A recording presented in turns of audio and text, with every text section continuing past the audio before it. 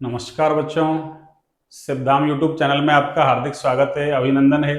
देखिए, हम पढ़ रहे थे कोऑर्डिनेशन कंपाउंड और उसमें हमने बीबीटी को कंप्लीट कर दिया था। Burner theory, BBT. आज हम पढ़ेंगे सीएफटी। तो सीएफटी थोड़ा सा हल्का सा टिपिकल टॉपिक है, थोड़ा सा उसको आपको समझना है। देखिए कैसे समझेंगे। वैसे मैं आपको स्मूथली समझाऊंगा, बिल्कुल आराम से समझ में आ जाएगा, लेकिन फिर भी थोड़ा सा आपको कंसंट्रेशन रखना है, तब जाके समझ में आएगा। देखिए, तो टॉपिक क्या है अपना? क्रिस्टल क्षेत्र सिद्धांत। क्रिस्टल, वैसे मैंने फुल फॉर्म तो वहां लिख दी थी, यहां हिंदी लिख देता हूं मैं। क्रिस्टल क्षेत्र सिद्धांत। कौन सा सिद्धांत? क्रिस्टल क्षेत्र सिद्धांत, जिसको अपन शॉर्ट में बोल सकते हैं सीएफटी। शॉर्ट में क्या बोल सकते हैं अपन इसको? C F T, crystal field theory.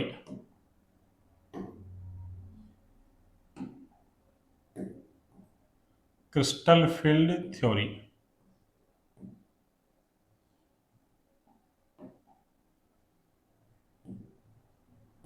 Crystal field theory.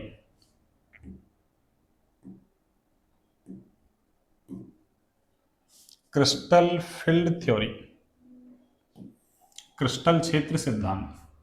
देखिए, क्रिस्टल क्षेत्र सिद्धांत क्या है, सुनिए आप। क्रिस्टल क्षेत्र सिद्धांत देने वाले दो साइंटिस्ट थे, एक तो बेथे, एक बॉन ब्लैक। तो सबसे पहले तो मैं ये लिख दूं कि ये सिद्धांत किसने दिया था? बेथे और बॉन ब्लैक ने।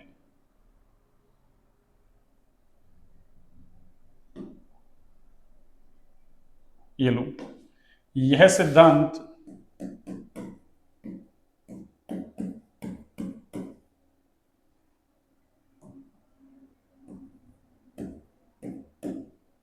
यह सिद्धांत बेथे व बॉन ब्लैक द्वारा दिया गया। व बॉन ब्लैक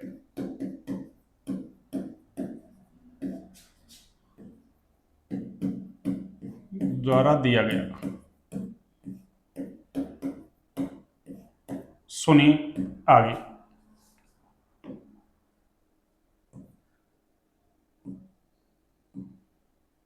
बेथे और बॉन ब्लैक द्वारा दिया गया। अब सुनिए आगे की बात,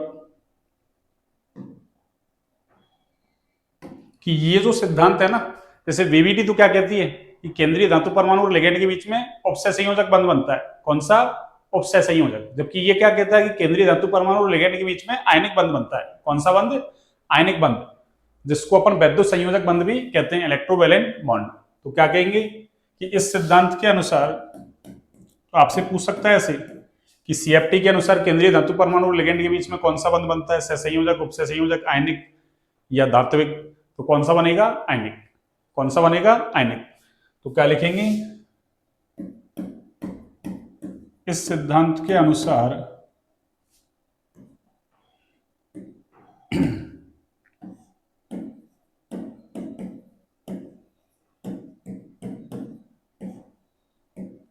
इस सिद्धांत के अनुसार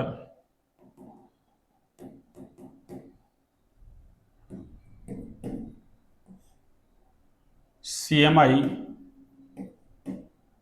व लिगेंड के मध्य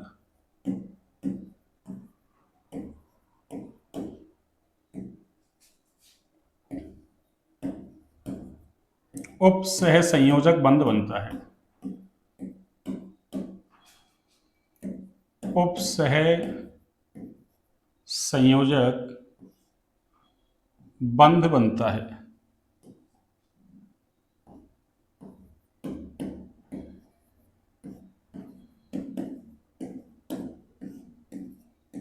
उपसह संयोजक बंध बनता है। इस प्रोसेस में होता क्या है कि इस प्रोसेस में केंद्रीय धातु परमाणु और जो लिगेंड है उनके बीच में क्या होता है? स्थिर वैद्युत आकर्षण बल कार्य करता है। और स्थिर स्थिर वैद्युत आकर्षण बल ही क्या कहलाता है? आयनिक बंध कहलाता है। तो क्या लिखेंगे अपन?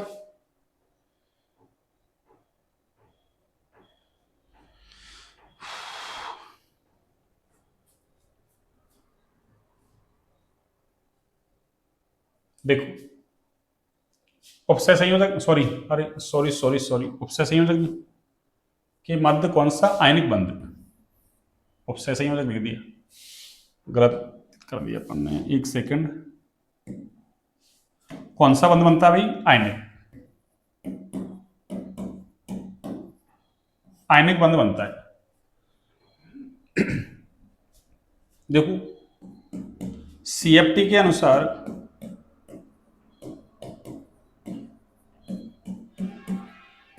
तो सीएफटी के अनुसार जो सीएमआई है ना, तो सीएमआई को तो कैसा माना जाता है, धनावेशित, सीएमआई को धनावेशित, व लिगेंड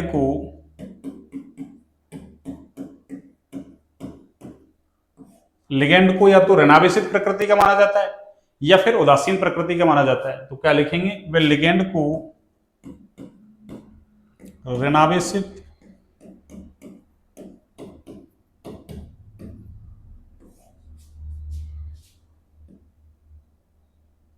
अथवा उदासीन, ऋणावेशित अथवा उदासीन प्रकृति का माना जाता है, प्रकृति का माना जाता है।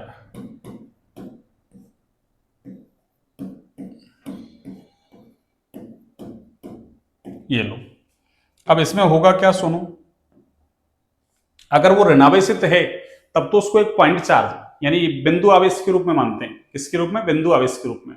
और अगर उदासीन है तो फिर द्विध्रुव के रूप में मानते हैं। तो क्या लिखेंगे अपन कि ऋणावेशित लिगेंड को, ऋणावेशित जो लिगेंड है, तो ये सवाल फर्स्ट ग्रेड तक पूछा गया है कि सीएफटी में जो लिगेंड है उसको कैसा माना गया है, तो ऋणावेशित लिगेंड को बिंदु आवेश के रूप में माना गया है। जबकि अगर लिगेंड कैसा हो, लिगेंड कैसा हो अपना उदासीन, तो फिर उसको द्विध्रुव के रूप में मानते हैं। तो क्या लिखेंगे, ऋणावेशित लिगेंड को,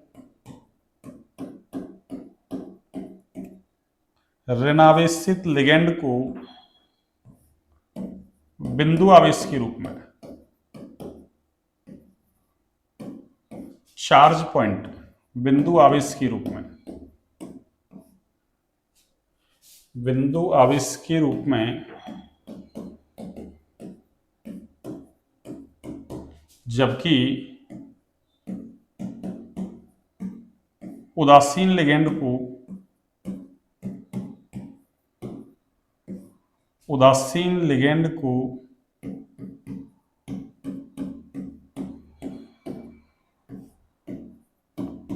द्विध्रुव के रूप में माना जाता है। किसके रूप में, द्विध्रुव के रूप में।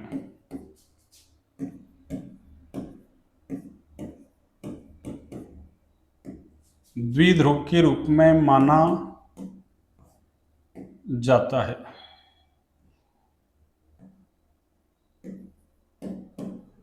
द्विध्रुव के रूप में माना जाता है। ये लो, एक देखो सबसे इंपॉर्टेंट बात कि जो सीएफटी है ना, वो केंद्रीय धातु परमाणु या सीएमआई की जो डी कक्षक है ना, उनके विपाटन पर आधारित है भैया, उनके विपाटन पर क्या है ये आधारित। तो क्या लिखेंगे, सीएफटी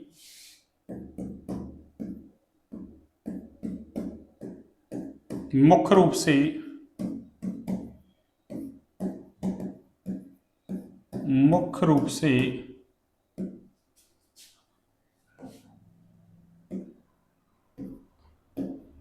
सीएमआई के डी कक्षकों के,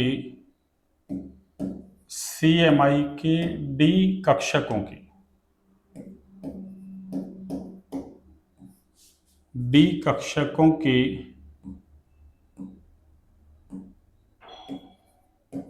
विपाटन पर आधारित है, विपाटन पर आधारित है।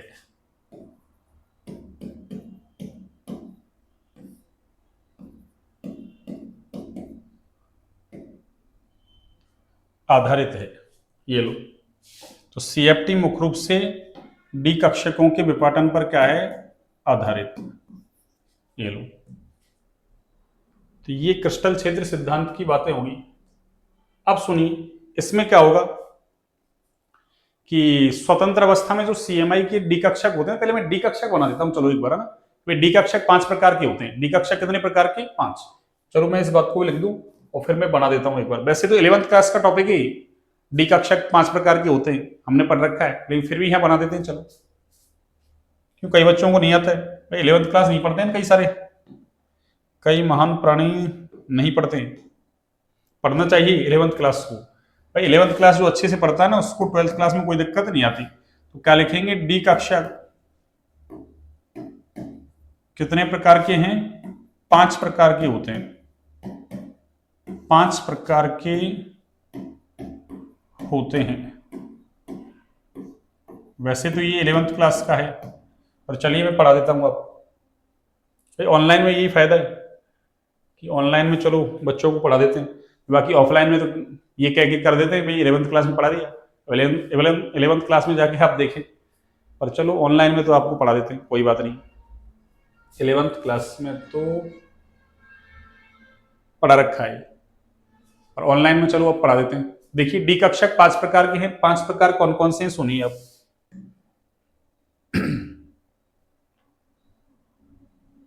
हाँ जी, देखिए 5 प्रकार कौन कौन से हैं।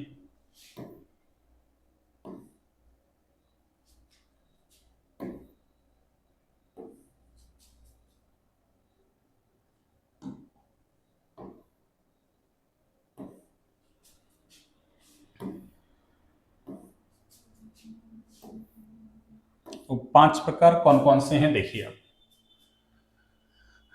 5 प्रकार हैं आपके, देखिए।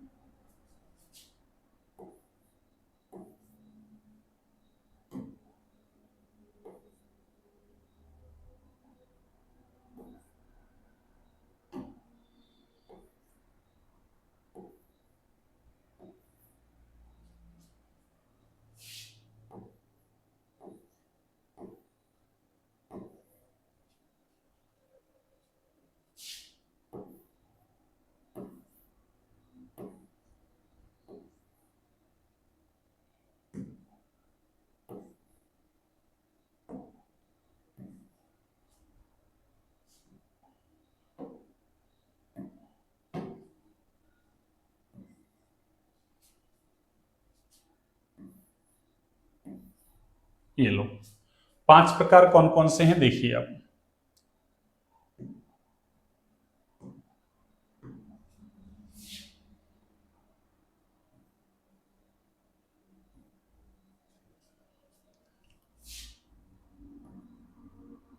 ये लो,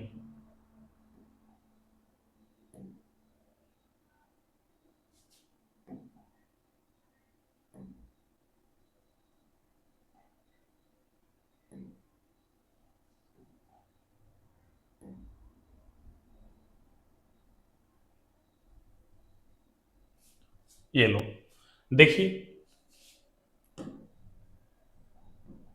इसको मैं कह दूं एक्स अक्ष है, और ये कौन सा है आपका, बाई। ये बाई है, और ये मान लिया अपन ने जेड है, और एक ये एक्स, और ये क्या है, जेड। और एक बार ये एक्स, और ये क्या है, बाई, और एक बार ये क्या है, जेड। ये जेड ले लिया अपन ने, या ऊपर लिख देता हूं, चलो जेड। ये कौन सा एक्सिस है, जेड। ये कौन सा है, जेड। अब देखो, इसमें से देखें आप तो देखो, जो 3 कक्षक है ना, ये 3, 1 2 3, इनमें तो जो पालियां है ना वो अक्षों के मध्य में है भाई। देखो, ये एक्स अक्ष, ये जेड अक्ष, इसके मध्य में पाली, लोब। लोब जानते हो ना, अरे लोब, पी कक्षक ऐसी डंबल शेप होती है, 2 लोब होती हैं, ये लोब कहलाती है। एक लोब ये, दूसरी लोब ये, और डी वाली ऐसे ये डबल डंबल होता है, 2 डंबल। तो यहां कितनी, 4 लोब होगी। कितनी लोब, 4। तो देखो चारों के चारों लोग एक्स और जेड के बीच, इधर देखो एक्स का माइनस एक्स और जेड का माइनस जेड, एक्स जेड के बीच, एक्स जेड के बीच, एक्स जेड के बीच में है। इसका मतलब तीन जो ये कक्षक हैं उनकी पालियां तो अक्षों के मध्य में है, और दो की देखो अक्षों के ऊपर है, इसकी और इसकी। तो दो की अक्षों के अनुदिश और तीन की अक्षों के मध्य में। तो देखिए पहले तो मैं इनका नाम लिखता हूं। देखो पालियां जिन अक्षों के बीच में हैं उसी के आधार पर इनका नाम है। जैसे इसका नाम तो क्या है, सुनिए आप, भाई एक्स और वाई के बीच है, इसलिए इसका नाम तो क्या हो जाएगा आपके dx वाई। तो एक का अक्षर तो ये हो गया। दूसरा देखो वाई और जेड के बीच में है पालियां, तो इसका नाम क्या हो जाएगा वाई जेड। तीसरा एक्स और जेड के बीच है, तो आप चाहो तो एक्स जेड कह दो या चाहो तो जेड एक्स कह दो, ठीक है ना, dx वाई dy जेड और डी जेड एक्स या dx जेड कुछ भी कह दो, आपकी इच्छा है। जो dx जेड लिख देता हूं, dx जेड ये। और ये देखो x और y के बीच ही, और ये भी, ये सॉरी ये y के बीच नहीं, ये x और y के ऊपर है, जबकि ये x और y के मध्य में है पालियां। तो इसका नाम जो है ना वो है आपके dx square minus Y square. इसका नाम क्या है, dx square minus Y square. और इसका नाम क्या है, इसका नाम है dz स्क्वायर। कौन सा, dz स्क्वायर। अब कई के दिमाग में ये आएगा कि सर ये जो है ना आपने लिखा है कि या तो अपन को एक ही अक्ष दिख रही है, यानी एक ही लोब दिख रही है, मतलब लोब तो दो है वैसे दो, पर जैसे यूं कहे डबल डंबल, तो डंबल तो एक ही दिख रहा है, देखो सब में दो डंबल है, दो दो दो दो दिख रहे हैं सब में, उसमें डंबल एक ही दिख रहा है। तो ये दूसरा डंबल है ना वो ऐसा होता है, देखो यहाँ ऐसा, ऐसा आपने देखा होगा, ऐसा गोल घेरा बना देते हैं वहां, यानी दूसरा डंबल है ये पहले डंबल के चारों तरफ ऐसे बेल्ट शेप में लिपटा हुआ है। दूसरा डंबल पहले डंबल के चारों तरफ, मान लो अरे पहला डंबल ये है, इसके चारों तरफ ऐसे बेल्ट शेप में लिपटा हुआ है, ये कौन सा है, dz स्क्वायर। आपको ये याद रखना है। तो मैं यहाँ एक काम की बात है उसको लिख देता हूं मैं, और वो काम की बात क्या है आपकी, वो ये है कि ये जो तीन अक्ष है ना, सॉरी तीन कक्षक है, ये तीन कक्षक हैं, इनकी पालियां अक्षों के मध्य में है, और जो दो हैं इनकी अक्षों के अनुदिश। तो क्या लिखेंगे अपन यहां कि पालियां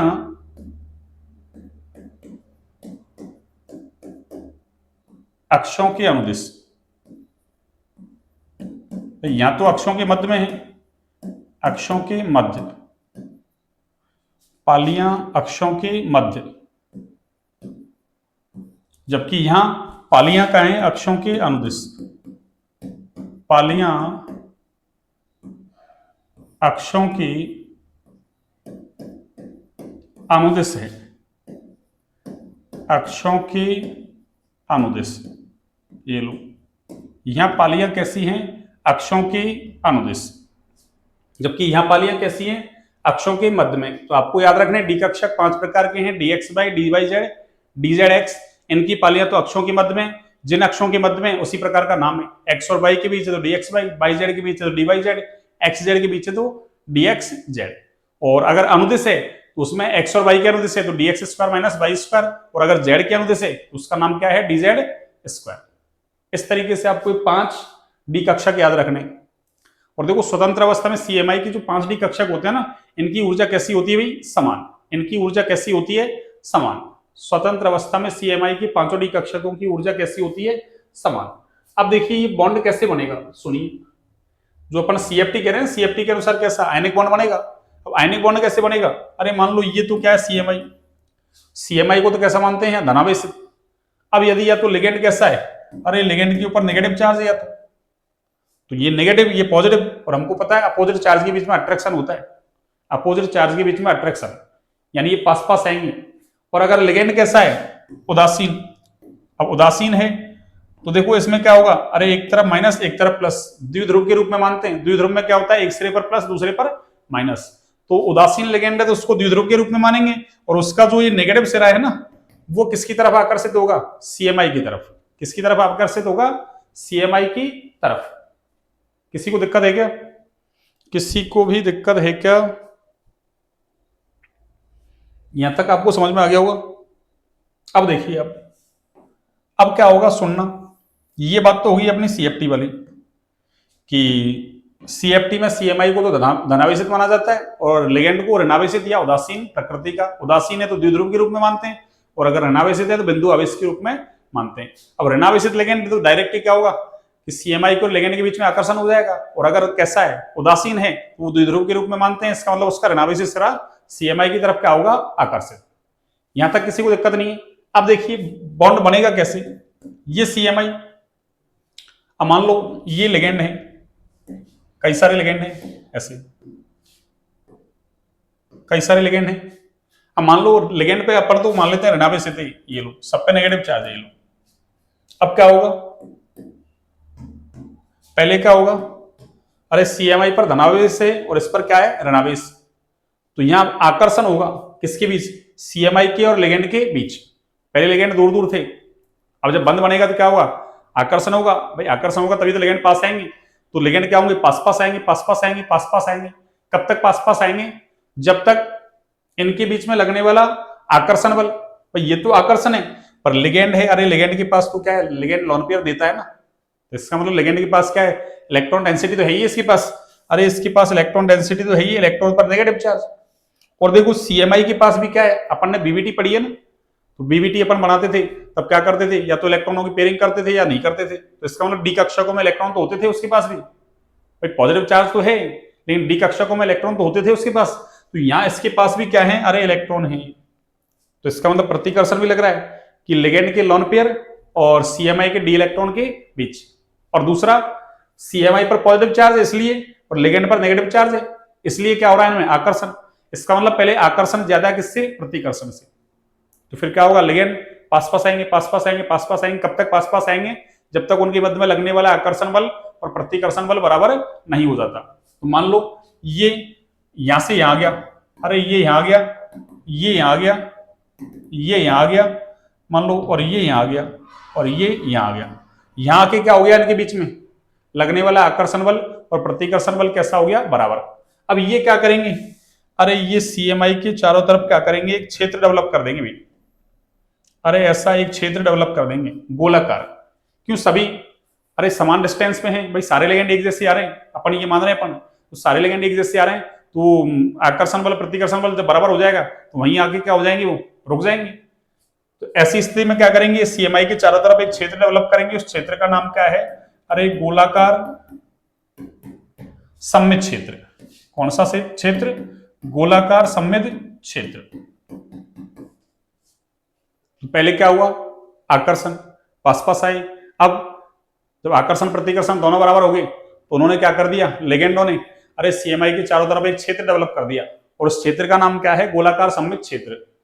अरे क्षेत्र डेवलप करने का मतलब, मान लो आप अकेले हैं, आपके पास दो व्यक्ति आ गए, फिर क्या करोगे, आप उनसे बातचीत करोगे। इसका मतलब उन्होंने क्या किया, अरे उनका व्यक्तित्व कैसा है, आपका कैसा है, तो वो प्रभावित करेंगे ना। अगर आप भी बातचीत करने वाले अच्छे हैं, वो भी अच्छे हैं, तो बातचीत खूब होगी।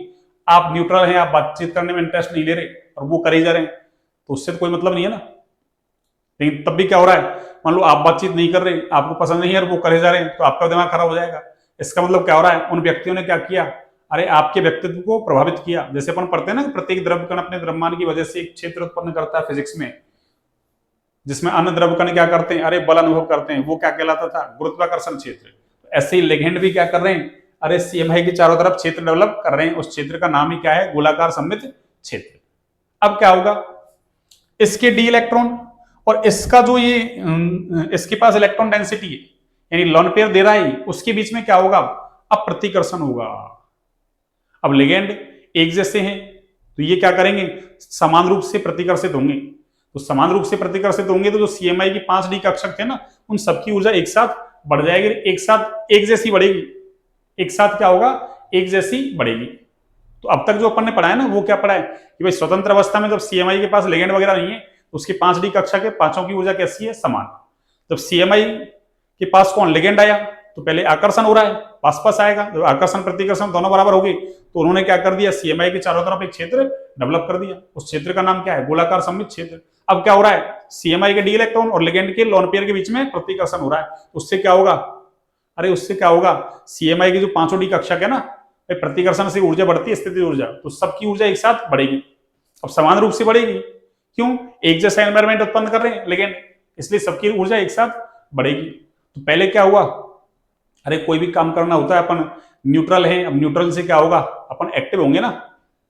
अरे जैसे मान लो आप 11th क्लास में थे, तब तक न्यूट्रल थे, अब जैसे 12th आई तो आपके दिमाग में क्या हुआ, अरे 12th क्लास आ गई, पढ़ना चाहिए, तो आप क्या हुए, एक्टिव हुए। तो ऐसे क्या होगा, पहले स्वतंत्र अवस्था में था वो, अब लेकिन जब पास आए तो क्या हुआ, अरे सीएमआई है वो एक्टिव हो गया ना, किसके लिए, बॉन्ड बनाने के लिए। यानी वो एक तरीके से यूं कह देंगे अपन उत्तेजित अवस्था में आ गया। ऐसे संकरण वगैरह करवाते थे ना अपन, भाई सामान्य अवस्था से उत्तेजित अवस्था में आएगा, तभी जाके तो क्या संकृत वो कक्षा के आपस में मिलेंगे, संकृत कक्षक बनेंगे। ऐसे सीएमआई भी क्या हो रहा है, स्वतंत्र अवस्था में था, पांचों डी कक्षकों की ऊर्जा समान थी, तो लेकिन उनके क्या आया, संपर्क में आया, तो फिर क्या होगा, पांचों डी कक्षकों की ऊर्जा एक साथ बढ़ेगी। अब क्या होगा, सुनो आगे की कहानी।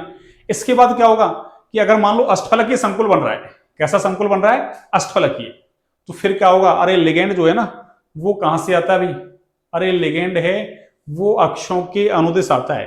क्या कहा मैंने कि अष्टफलकीय संकुलों में लिगेंड सीएमआई के पास कहां से आता है, अक्षों के अनुदिश से। अक्षों के अनुदिश, ये देखो भाई ये 5 कक्षक है, सीएमआई के पास 5 के 5 है, 2 कैसे हैं, अक्षों के अनुदिश है, 2 तो इनकी लोग तो अक्षों के अनुदिश है, और 3 की कहां है, अक्षों के मध्य में है। तो मैं कैसे कह रहा हूं आपसे, मैं ऐसे कह रहा हूं, देखो कि ये तो सीएमआई, मान लो यही सीएमआई है, और इसके पास क्या है, अरे ऐसे कक्षक है, मान लो कि ये तो अक्षों के अनुदिश वाले कक्षक है ऐसे, और मान लो अक्षों के मध्य वाले भी हैं ऐसे, ऐसा मान लिया अपन ने 5 कक्षक है।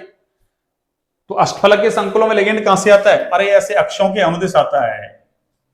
जब अनुदिश आएगा तो देखो यहां आकर्षण ज्यादा होगा, यहां क्या होगा, आकर्षण ज्यादा, क्यों, अरे इस अक्ष पे तो क्या है, कक्षक है ना, तो ये वाले कक्षक के लिगेंड को ज्यादा आकर्षित करेंगे, जबकि ये क्या है, अरे ये तो साइड में है, ये दूर है, जबकि ये पास हैं।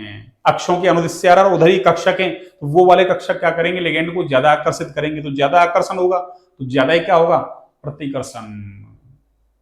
और मध्य वाले हैं वो आकर्षित तो करेंगे उसको, पर कम करेंगे, कम आकर्षण तो कम प्रतिकर्षण।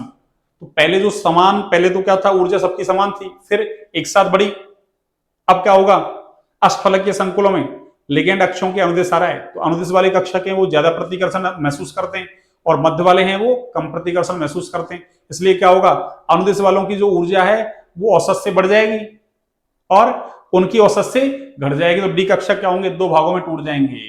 यानी पहले जो समान रूप से बढ़ी थी ना, तो लिगेंड जब दूर दूर थे, अब लिगेंड जब पास पास आए अष्टफलकीय संकुलों में, तो फिर सीएमआई को पता चला कि प्रतिकर्षण सब तरफ से मतलब एक जैसा नहीं लग रहा। पहले उसको क्या लग रहा था कि एक जैसा है, लेकिन अब एक जैसा नहीं है।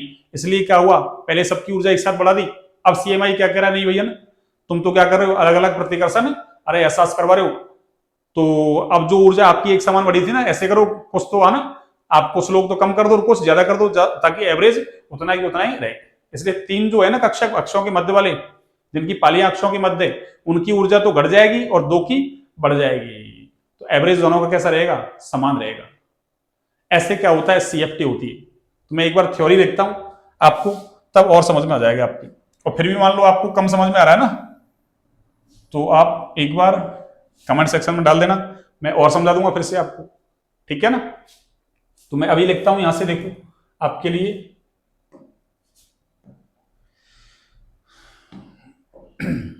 स्वतंत्र अवस्था में, स्वतंत्र अवस्था में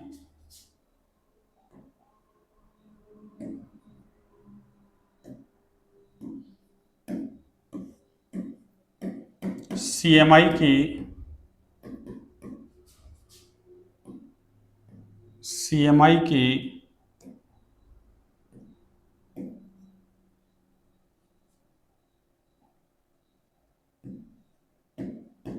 पांचों डी कक्षकों की, पांचों डी कक्षकों की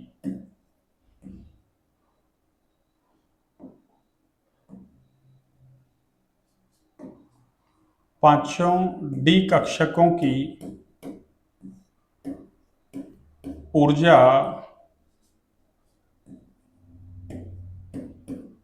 एक समान होती है, एक समान होती है। पांचों डी कक्षकों की ऊर्जा एक समान होती है।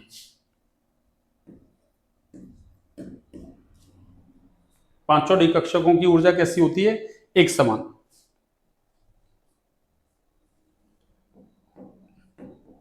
किंतु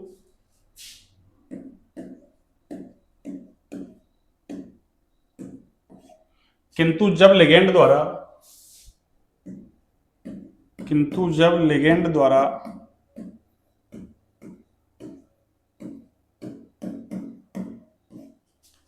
सीएमआई की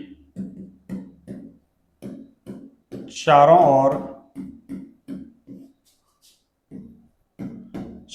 ओर गोलाकार क्षेत्र या गोलाकार सममित क्षेत्र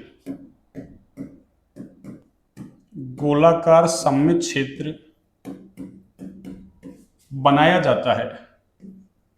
सममित क्षेत्र बनाया जाता है तो सीएमआई के डी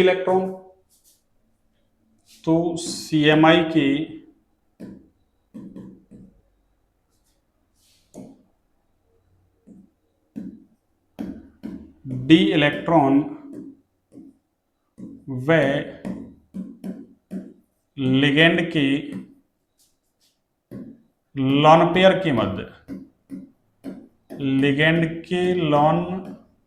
पेयर के मध्य प्रतिकर्षण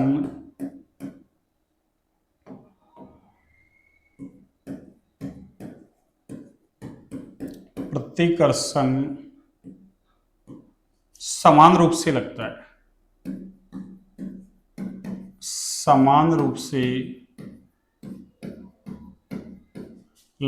है।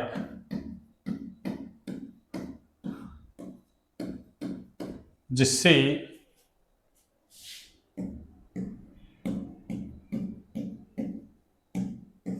सीएमआई के पांचों डी कक्षकों की ऊर्जा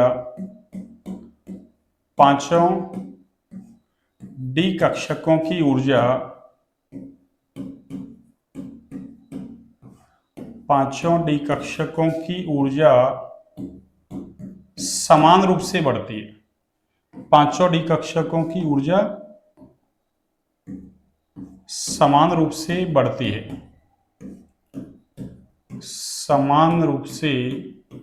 बढ़ती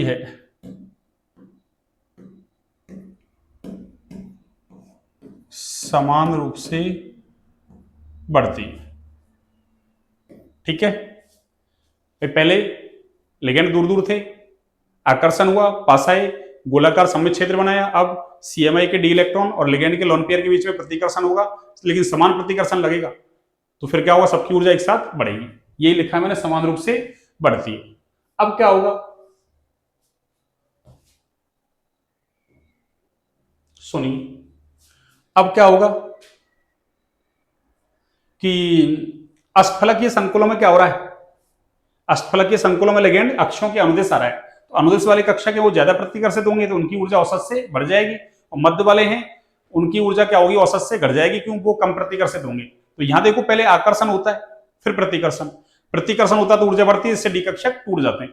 और ये अपन ने लिखा है कि जो आपके ये है ना सीएफटी, ये देखो ये लिखा है, सीएफटी मुख्य रूप से सीएमआई के डी कक्षकों के विपाटन पर आधारित है। जितना ज्यादा आकर्षण उतना ज्यादा प्रतिकर्षण, तो क्या होगा? विपाटन भी उतना ही ज्यादा होगा। ठीक है, इस तरीके से अपन ने बात कर ली। अब देखिए मैं आगे लिखता हूं।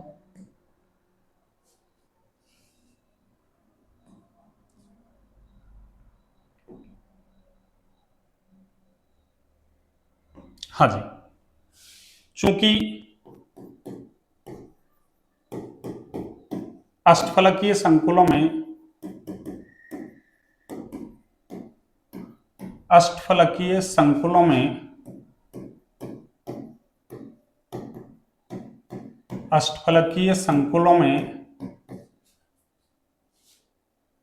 लिगेंड अक्षों की अनुदिश प्रवेश करता है, अक्षों के अनुदिश प्रवेश करता है, प्रवेश करता है।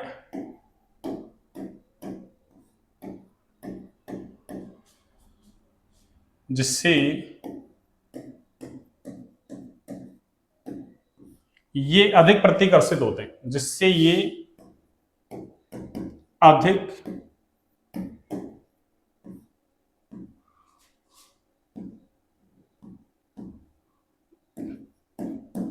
प्रतिकर्षण, चलो प्रतिकर्षण अनुभव करते हैं,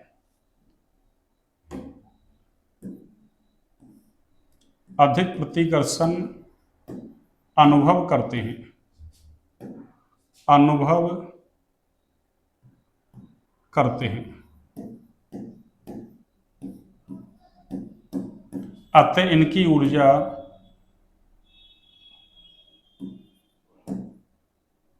अतः इनकी ऊर्जा अतः इनकी ऊर्जा औसत से बढ़ जाती है, औसत से बढ़ जाती है, बढ़ जाती है। जबकि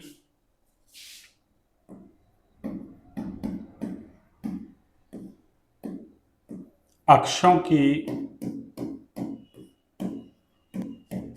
मध्य अक्षों के मध्य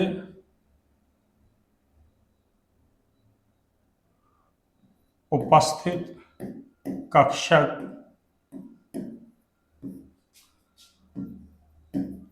कम प्रतिकर्षण अनुभव करते हैं, कम प्रतिकर्षण अनुभव करते हैं, अनुभव करते हैं। अतः इनकी ऊर्जा अतः इनकी ऊर्जा इनकी ऊर्जा औसत से घट जाती है, औसत से घट जाती है।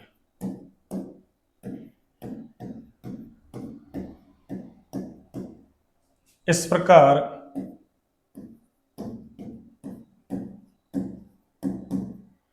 डी कक्षक इस प्रकार डी कक्षक दो भागों में क्या हो जाते हैं भाई, विपाटित हो जाते हैं, दो भागों में विपाटित हो जाते हैं।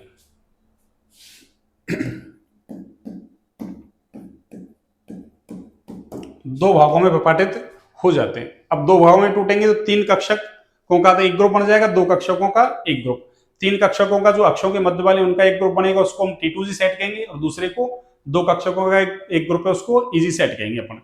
तो क्या लिखेंगे अपन,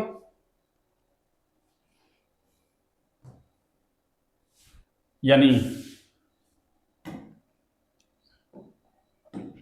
हाँ जी, जैसे अक्षों के अनुदिश वाले हैं ना, यानी मैं ऐसे लिख दूं dx square minus Y square व dz स्क्वायर। कक्षकों की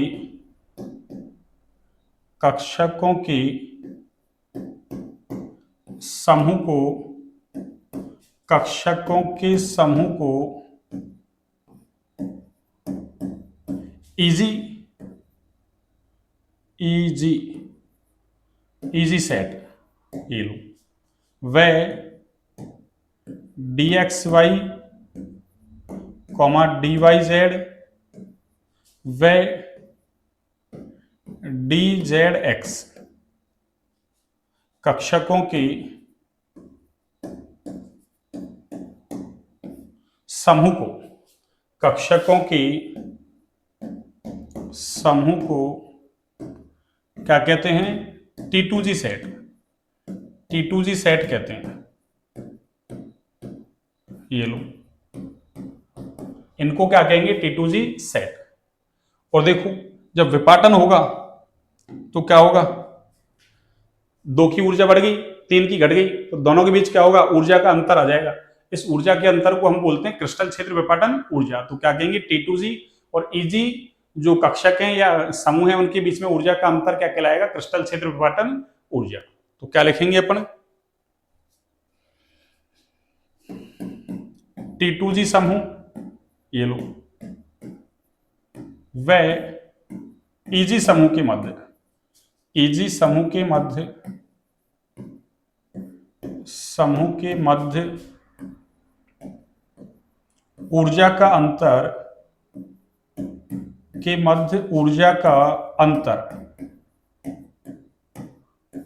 क्या कहलाता है, ऊर्जा का अंतर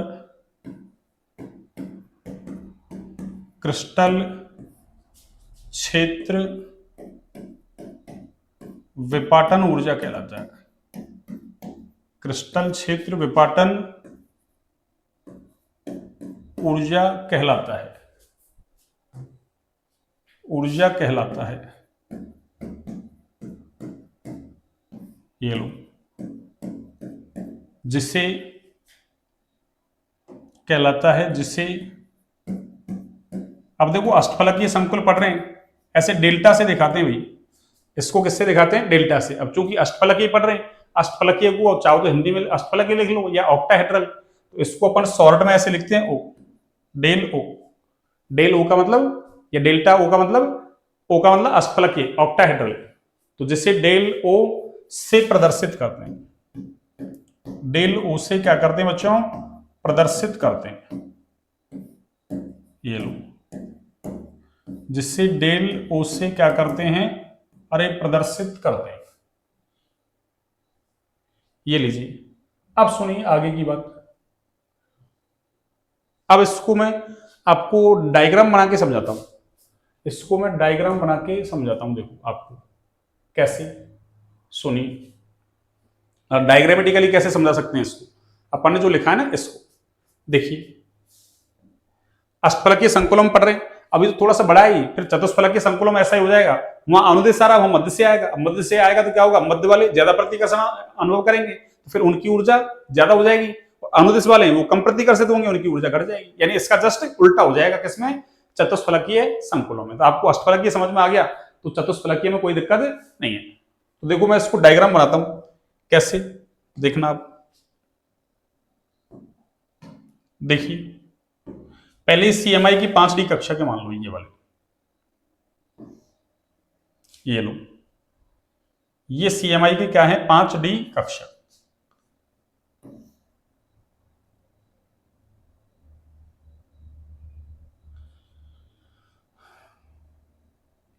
ये लो,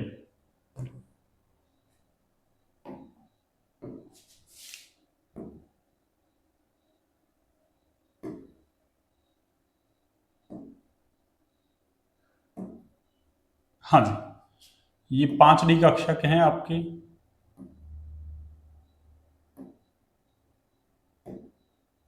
ये लो, ये वाले कब हैं देखो आप, ये वाले आपके, ये तो स्वतंत्र अवस्था में है, स्वतंत्र अवस्था में। तो स्वतंत्र अवस्था का मतलब समझ रहे हो आप, अरे जब कोई लिगेंड वगैरह भाई उससे कांटेक्ट में आ ही नहीं रहा, अकेला पड़ा है, यानी बॉन्ड बना ही नहीं, तब की बात है। तो ये स्वतंत्र अवस्था में सीएमआई की क्या है, ये डी कक्षक, ये लो सीएमआई के डी कक्षक। अब क्या होगा, जब गोलाकार सममित क्षेत्र बनेगा, भाई लिगेंड पास आएंगे, आकर्षण होगा, गोलाकार सममित क्षेत्र बनेगा, फिर क्या होगा, सीएमआई के डी इलेक्ट्रॉन और लोन पेयर के, लिगेंड के लोन पेयर के बीच में क्या हो रहा है, प्रतिकर्षण, तो सबकी ऊर्जा समान रूप से क्या होगी, बढ़ेगी। तो ये मैंने सबकी ऊर्जा देखो समान रूप से बढ़ा दी, देखो ऐसे, ये सबकी ऊर्जा ये समान रूप से मैंने बढ़ा दी, ये लो, ये सबकी ऊर्जा समान रूप से बढ़ेगी, ये लो, सबकी ऊर्जा समान रूप से बढ़ेगी। लेकिन ये कब है, गोलाकार सममित क्षेत्र की बात है ये, यानी गोलाकार सममित क्षेत्र की उपस्थिति में, गोलाकार सममित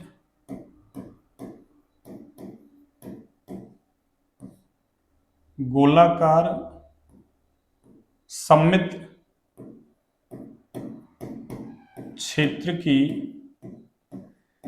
उपस्थिति में CMI के डी कक्षक, यानी गोलाकार सममित क्षेत्र की उपस्थिति में CMI की डी कक्षक हैं। अब क्या होगा देखो आगे, सुनिए अब आगे क्या होगा। फिर जब प्रतिकर्षण होगा तो डी कक्षक है, इनमें से कुछ की ऊर्जा बढ़ जाएगी, कुछ की घट जाएगी, तो ये दो भागों में टूट जाएंगे। और दो भागों में कैसे टूटेंगे देखिए अब, सुनिए। इस तरीके से ये दो भागों में टूट जाएंगे।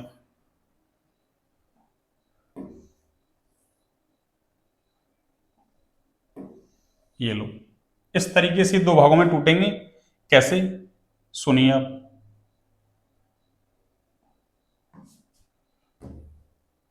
कि कुछ की ऊर्जा है वो तो क्या हो रही है, औसत से बढ़ रही है, और कुछ की घट रही है। ये लो, इस तरीके से ये दो भागों में टूट जाएंगे। ये लो, इस तरीके से ये दो भागों में टूट जाएंगे। और ये तीन कक्षक हैं, ये तो कौन से हो जाएंगे आपके,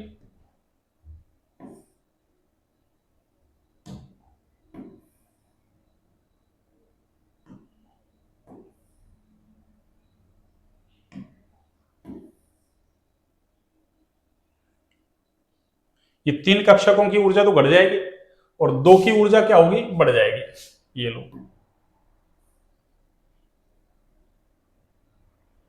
दो की ऊर्जा बढ़ जाएगी।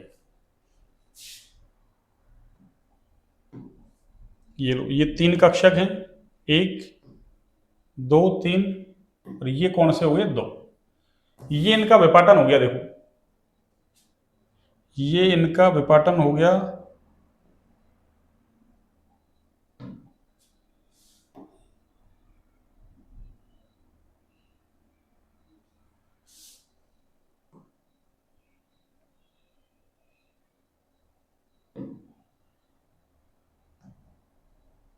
और ये जो इनके बीच ऊर्जा का अंतर है ना, ये वाला अंतर, ये वाला अंतर देखिए, ये वाला अंतर, इसको हम बोलते हैं क्या, अरे इसको हम बोलते हैं बच्चों क्या, डेल्टा ओ।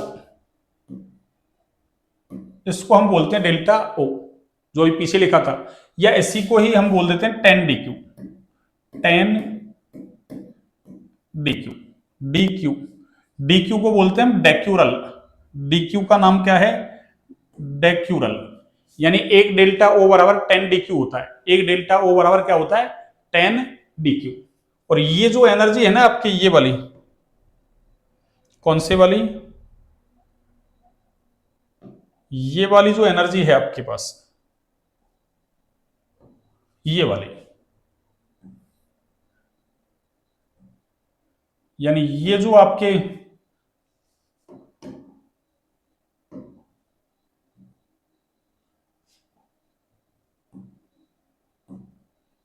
ये जो एनर्जी लेवल है आपके, इसको हम बोलते हैं बेरी सेंटर। इसका नाम क्या है, बेरी सेंटर, यानी जो एवरेज एनर्जी है ना, इसको अपन क्या कहते हैं, बेरी सेंटर। आपके लिख रखा है एनसीईआरटी में, बेरी सेंटर।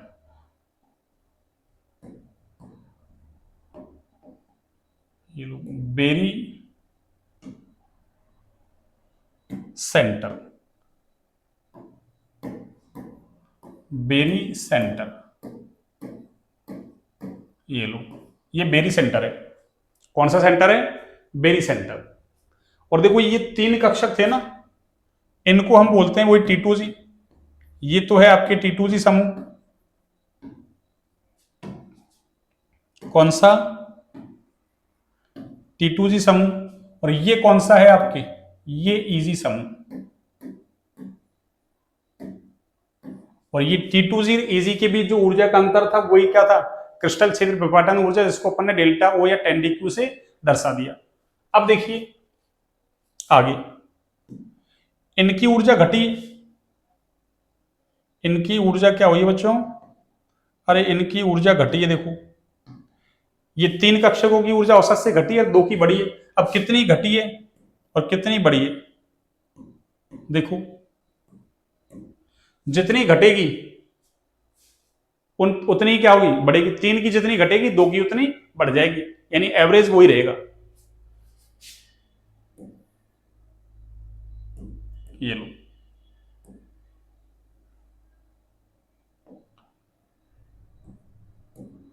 ये लो। और इसका नाम क्या है देखिए आप,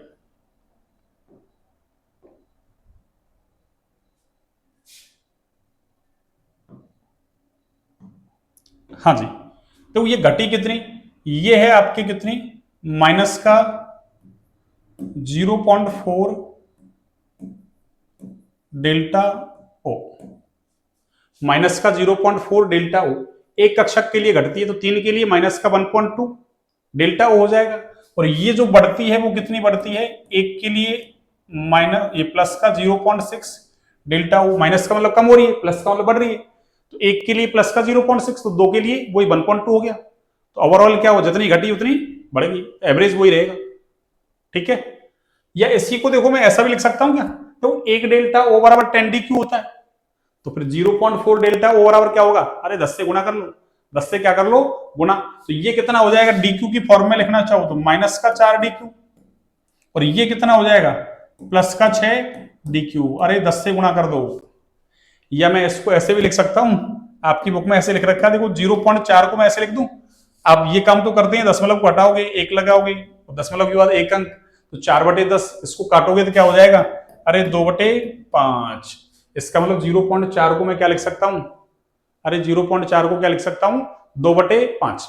तो मैं इसको ऐसा भी लिख सकता हूं देखो, माइनस का अरे 2/5, और ये क्या हो जाएगा, डेल्टा ओ, और ये क्या हो जाएगा, प्लस का, ऐसे इसको लिखोगे तो 3/5 हो जाएगा ये, तो ये प्लस का 3/5, ये लो प्लस का 3/5, और ये डेल्टा ओ, प्लस का 3/5 डेल्टा ओ, ये लो। इस तरीके से ये क्या है, अष्टफलकीय संकुलों में क्रिस्टल क्षेत्र विपाटन। तो मैं यहां लिख देता हूं कि ये क्या है आपके अष्टफलकीय, अष्टफलकीय संकुलों में